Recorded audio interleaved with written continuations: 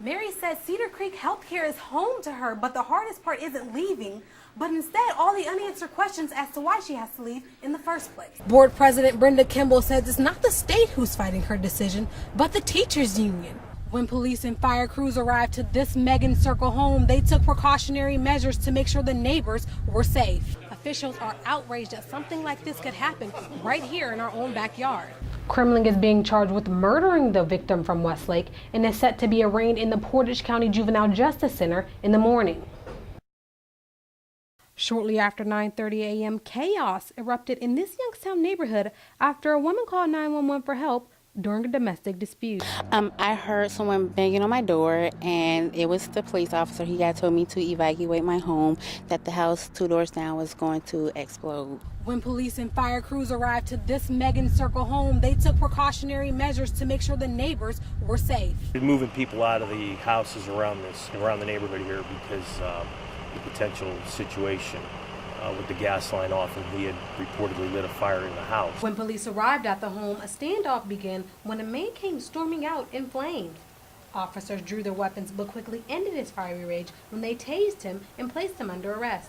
Police are unsure whether or not he was trying to set the woman on fire, but due to the disconnected gas line, they believe he was trying to burn the home down. Both the man and woman were taken to St. Neots Hospital, and 21 learned from the man's daughter that he suffered third-degree burns. Police are still investigating, and they say charges are pending as they try to figure out exactly what happened here and why. With more local news, I'm Tachieka Williams, 21 WFMJ. High lead levels in the water for customers in Sebring has prompted officials from the Emergency Management Agency to supply the community with bottled water. Volunteers have been at the Sebring Community Center since 5 p.m. and they're urging pregnant women and children to come down and get water as soon as possible. We need a total of 4 here, please. Officials are outraged that something like this could happen right here in our own backyard. Just makes me so angry and agitated that we're building wastewater treatment facilities in Iraq and Afghanistan. We're building waste and water treatment facilities all over the globe, and we still have great need here in America. The Ohio EPA took samples from the drinking water in Sebring schools and reported finding higher than normal lead levels in several drinking fountains. Later, the Ohio Department of Health released an alert for customers not to boil or cook with the water.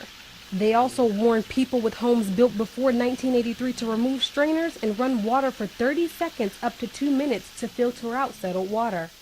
Melanie Brain, owner of Precious Cargo Daycare, expresses her concerns after finding out only minutes before she opened her facility for the day. If that lead is in there, then, that's going to cause ill effects on the children that I care for. Very upset. Right now, they are giving customers 1 case per person per household, but they say if they run out, they're welcome to come back for more tomorrow. They'll be here tonight from 5 p.m. to 8 p.m. and again the rest of the weekend from 8 a.m. to 5 p.m. and starting Monday, 8 a.m. to 5 p.m. Reporting in Sebring with more local news, I'm Tachieka Williams, 21 WFMJ.